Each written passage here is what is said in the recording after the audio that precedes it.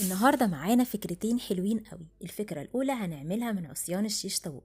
أنا هنا عندي رفيعة وعندي السميكة، وطبعا هستخدم السميكة في العمل بتاعنا النهاردة عشان تبقى قوية قوي. هنعمل حاجة تريندي وناس كتير قوي يعني عايزاها وطلبتها مني. أول حاجة هنجيب عصيان الشيش طاووق بتاعنا، وهتبقى طولها حوالي 38. أنا جبت أطول عصاية شيش طاووق عند الراجل، قلت له هات لي أطول عصاية عندك لأن في أقصر من كده. مقاس كمان قصينا منها مقاس 20 غير المقاس 38 عملنا منها 4، ومقاس 20 هنعمل منها حبة كده حلوين. وبعد كده عندنا هنا المادة اللاصقة بتاعتنا هي السوبر جلو. أنا كنت جايبة ماركة الصاروخ دي، هي بتتباع في كارفور التلاتة مع بعض ب7 جنيه. هو بياخد الصراحة وقت شوية إن ينشف، بس بره في المكتبات بيتباع ب3.5. السوبر جلو بيبقى أسرع شوية إن هو ينشف، بس الاتنين كفاءتهم واحدة. لزقت الاتنين في بعض اللي هما مقاسهم 38، وبعد كده اللي هي مقاسها 20 هبتدي كده ألزقها على أول العصايتين اللي لزقناهم في بعض. ناخد بالنا واحنا بنلزق، هنحط نقطة أمير ونلزق أول واحدة ونسيب، وتاني واحدة نسيب ما بينها وما بين الأولانية مسافة بسمك العصاية بتاعت الشيش طاووق. ونخلي بالنا هو الموضوع سهل وممتع، بس عايز شوية صبر عشان نطلع حاجة دقتها عالية وما نتسربعش يعني في شغلنا. ونلزق بقى ونلزقهم كلهم بنفس المنوال بنفس الطريقة، ورا بعض ورا بعض ورا بعض. وهم في خلال ثواني هتلاقي السوبر جلو لزقهم، وهيلزقهم بقوة، قوة جبارة، قوة مليها مثيل بجد. مع الاختبار بتاعي عملها بقوة، يعني طبعا أحسن بالشمع بكتير. بص عملها زي الحصيرة ازاي. اوعوا تنسوا اللايك بتاعكم الجميل، بيفرق جدا جدا في رفع المحتوى بتاعي، وبشكركم مقدما. وهنا هبتدي بقى ألزق الجزء التاني، وهحط حاجة كده تقيلة فوقيهم عشان بس تحكمهم معايا، واقدر اثبت كل واحدة في المكان اللي انا عايزة اثبتها فيه. هلزق كل واحدة بنقطة سوبر جلو، وهو بنسميه، كنا بنقول عليه زمان أمير بس هو تطور شكله شوية. وبعد كده كده تمام بقى معايا، والمسافات ما بينهم متساوية، والمسافة على قد سمك بالظبط العود بتاع الشيش طاووق. كده خلاص. بصوا الحصيرة نفسها اللي اتعملت اوحت لي ان انا الصراحة يعني اشتق منها افكار تانية كتير جميلة قوي. كل واحد يقول لي كده في التعليقات ممكن يقدر يبدع ازاي بحصيرة زي كده، يطور فيها ويعمل فيها ايه كمان. وبعد كده عملت بقى مقاس صغير شوية، ده تقريبا 5 سنتي، وبرطتها وقصيتها بالقصافة بتاعت الكهرباء لان بيبقى فيها كده سكينة، وقصيتهم كلهم مقاسات واحدة، وبرطتهم من فوق ومن تحت. وابتدي بقى في الاماكن اللي في الجنب دي على الحروف ابتدي اثبتها. عشان كده انا سايبه اطراف العصيان في حته كده زي ما انتوا شايفينها على الحروف عشان اثبت فيها معايا العيدان الصغيره دي، وابتدي اكون الصينيه بتاعتي. انا عملت شويه من الاول وشويه من التاني، وبهدى عليها كده لما باجي الزق الانير، ولزقت فيهم العود الطويل ده بنفس العود ال38 اللي هي القاعده اللي لزقنا عليها الحصيره. بلزق من اولها وبلزق من اخرها. وايه بقى مغزى ان انا ما لزقتش ليه ورا بعضه؟ ليه بلزق العود ده؟ عشان لما اجي الزق بقيه الاعواد ما ترحلش مني يمين وشمال، ويبقى شغلي تمام. وتعالى اوريكم بقت متينه معايا وكده تظبط الشغل معايا وكل الاعواد. بصوا هنا ده السوبر جلو اللي بقول لكم عليه، اللي في المكتبات العاديه بيتباع ب3.5. الصاروخ ارخص منه اللي بيتباع في كارفور اللي يروح يعني يجيب. وهنا بس ده بيرزق اسرع من ماركه الصاروخ. هنا انا خلاص خلصت الصف كله ولزقت، ولزقت الصف التاني زيه، وهبتدي اجي بقى الزق الجوانب. ما قدرتش الزقهم زي ما هما لان مفيش فواصل اقدر اثبت فيها العود الصغير، فقلت هعمل العود، يعني هقفل العود من الجانب بالشكل اللي انتوا شفتوه ده، ومن اوله ومن اخره طبعا السوبر جلو بتاعنا، وابتدي بقى اقفل عليه العيدان الصغيره بمسافات متساويه زي ما احنا شايفين. ونصبر شويه، هو بيلزق على طول النوعيه دي، بس نستنى ثواني كده وهتلاقيه ايه، مسك على طول. لا وبيلزق زي ما انا قلت لكم، قوته جميله جدا مع الخشب الصراحه، ما بيحتاجش اي حاجه تاني معاه.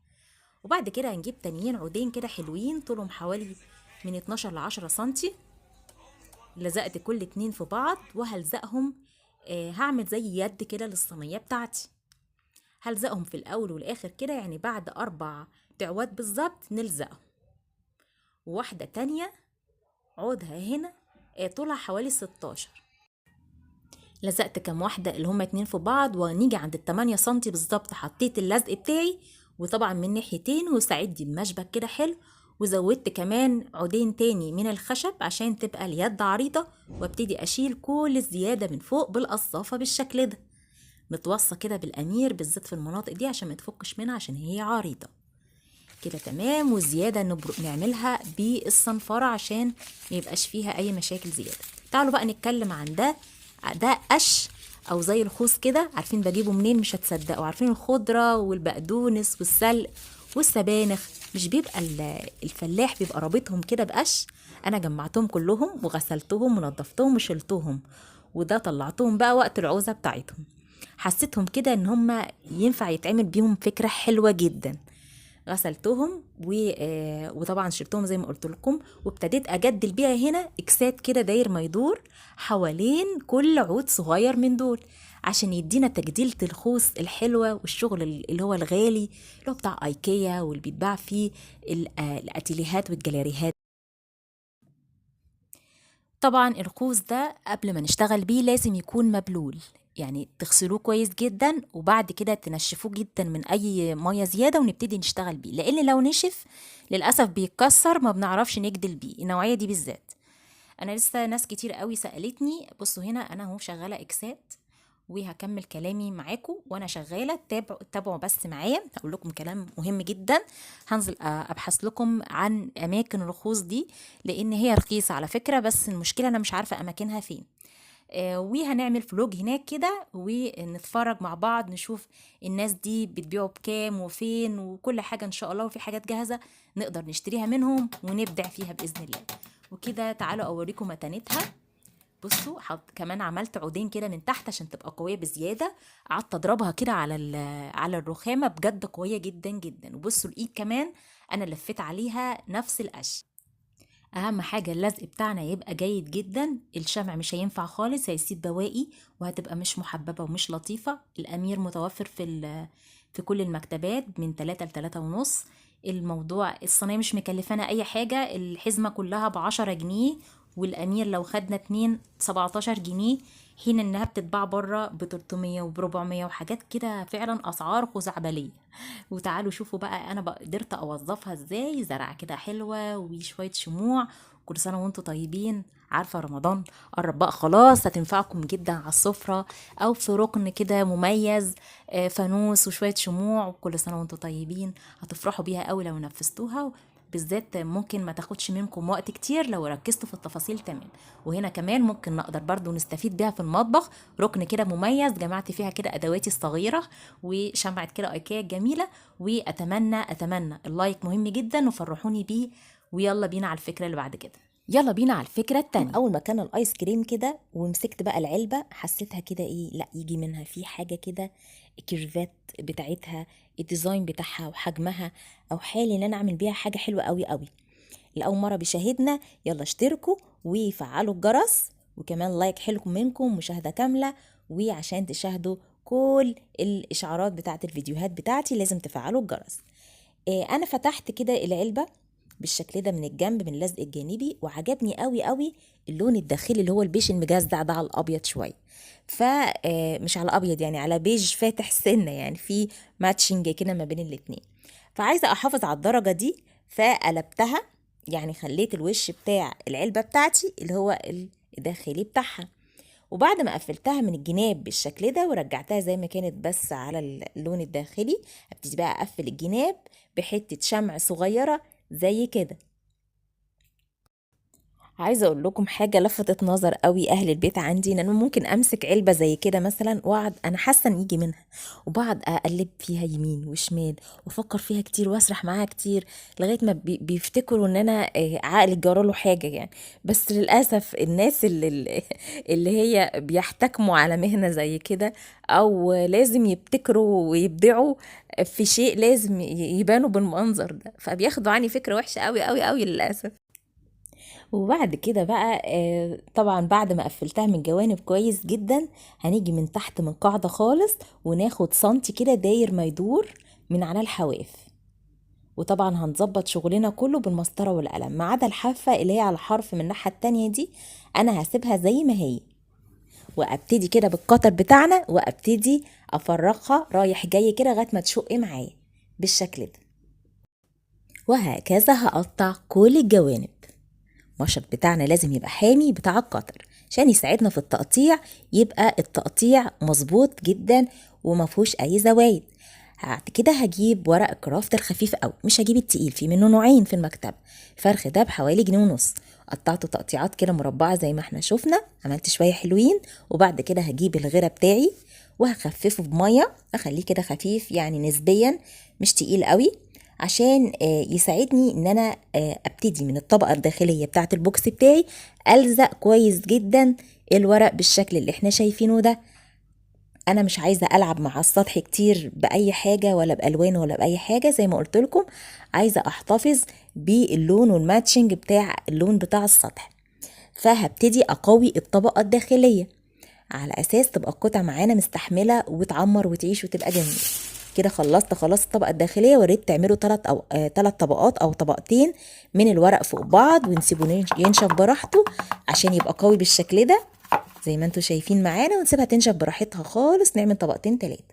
وبعد كده زي ما انتوا شايفين انا جبت عصيان الشيش طاووق، جبت رفيعة قوي، مرضتش استخدم السميكة. العلبة كيوت وصغيرة وتفاصيلها عشان تبقى صغيرة، وهستخدم الشغل الخشبي فيها لان ده الموضة قوي اليومين دول. وهستخدم في لزقه السوبر جلو. السوبر جلو ده بحوالي 3 أو 3.5 جنيه في اي مكتبة، بس هيقوم بالواجب وهيلزق زي ما انتوا شايفين. خدوا بالكم التفاصيل، انا ماشية مع تفاصيل الكيرفات بتاعة العلبة بتاعتي. واول ما الزق شوية صغيرين كده هبتدي انشرهم بالشكل ده. السوبر جلو ده بقى قوي جدا جدا جدا فوق ما تتخيلوا. اولا مش بيسيب زوايد زي الشمع اللي هو المسدس الشمعي، بيسيب زوايد مش محببة، وانما بتيجي تشيليها بتسيب اثر وحش قوي في الفينش، ومش هتثبته بقوة زي السوبر جلو. شلت الزيادة وبردت كل الحاجات اللي طالعة نازلة من يعني مخلفات ان انتي لما بتيجي تنشره. ونكمل بقى الباقي لان ما كانش عندي خشب كتير منه، ما كنتش لاقيه الحجم ده بالتحديد، يعني كنت جايبه شويه عندي وركناهم. وهبتدي اعمل الباقي وكل اللي يطلع الزقه برضو جنبه لغايه ما نخلص المجموعه كلها. ومن على الزوايا كلها ابتدي احدد واحط الخشب الصغير الرفيعي ده معايا. بص هو صغير رفيع كده مش سميك، عشان كده قلت لكم هنديها تاتشات كده خشب رفيعه، مش عايزين الشغل يبقى بارز قوي اكنه طالع كده حفر منها. عملت كل الزوايا وخلصت شغل الخشب كله. وبعد كده هبتدي افتح فتحة من فوق. يعني شوفوا الطول بتاعكم. انا هعمل فتحة ليه عشان نسحب منها المناديل، يعني هنعمل علبة مناديل. فتحت زي ما انتوا شايفين، ظبطوا بالظبط بالسنتي الشغل من النص اللي هتتسحب منها المنديل. وبعد كده بفرقها بالقطر بتاعي والمسطرة. وبعد كده هجيب عصيان الشيش طاووق الرفيعة ونتنيها شوية كده بايدينا عشان دي فيها كيرف. لو انتي علبتك ما فيهاش كيرفات ومسطحة تمام ارزقيها زي ما هي. وطبعا بالسوبر جلو بتاعنا هنبتدي نلزقها على حواف. طبعا كل ديزاين علبة غير التاني، ممكن العلبة تبقى سداسية مسطحة على حسب الشغل اللي عندك. اشتغلي بقى وابدعي، ودي افكار بسيطة تساعدك ان انتي تبقى في الهام كده، وتساعدك ان انتي تبتكري اكتر واكتر. خلصت خلاص. بعد كده عندي شوية قشر فستق. انا مش عايزة اخرج عن الوان العلبة، عجباني قوي وزي ما قلت لكم الموضوع موضة، وانا عاملة ديكورات كتير بيش في ابيض وعايزة اكمل المجموعة بتاعتي. ابتدي الزق هنا زي ما احنا شايفين القشر بتاع الفستق بتاعي بالشمع العادي خالص. هي مجوفة ومحتاجة كمية شمع كبيرة شوية من جوه عشان تمسك على الاطراف هنا عندي.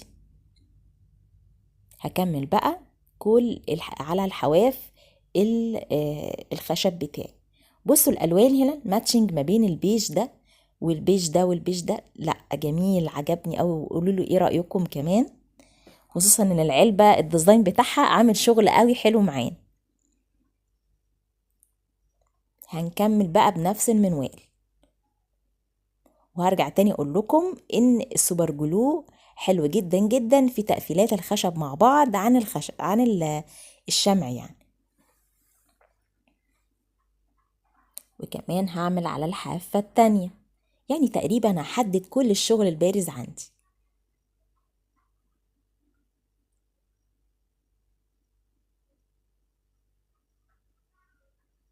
لفة الخشب دي بحوالي 5 جنيه الرفيعة، أما السميكة ب10 جنيه. هي غليت، كانت ب7 وارتفعت شويتين، ربنا يستر مع زيادة الدولار مش عارفين راح على فين تاني.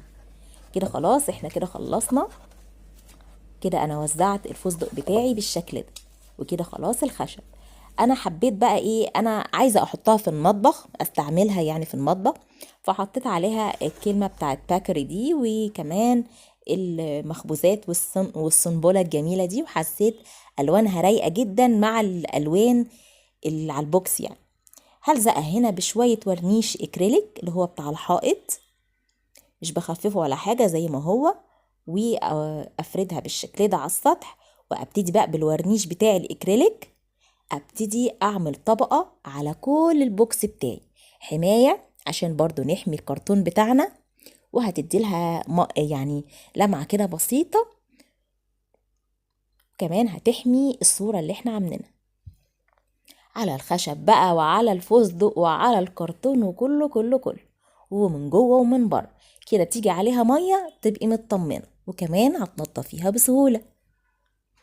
نديها كده طبقه حلوه، وممكن كمان نديها طبقتين، نستنى الطبقه الاولانيه تنشف واديها طبقه. وبكده تكون جهزت معانا. وانا مرضتش اعمل غطا من تحت، خليتها كده سهله بالنسبه لكم. عادي نحط كيس المناديل ويكون على قدها، وخلاص هي كده مغطيه كيس المناديل. تقدري برضو تشيليها في برضو حواجز على اساس ما تسقطش بسهوله، الحواجز الصغيره اللي هي 1 سنتي دي. وبقت علبة مناديل شيك وقيمة. انا مرضتش ادخل كتير الوان مع بعض، حسيت الالوان دي ظريفة وجديدة. المظهر الخشبي حتى الفستق لايق قوي مع الالوان الكرتون والخشب، وحتة الصورة الجميلة بجد شكلها جميل، وتنفع قوي الديكورات البوها او البوهيمي اللي دلوقتي طالعة موضة قوي قوي. اللايك هيفرق كتير جدا، ولو عرفت افيدكم بجد فيدوني بلايك وما تستخسروش فيا اللايك. وبشكركم كتير، كنتم مع قناة ابتكارات ميرا.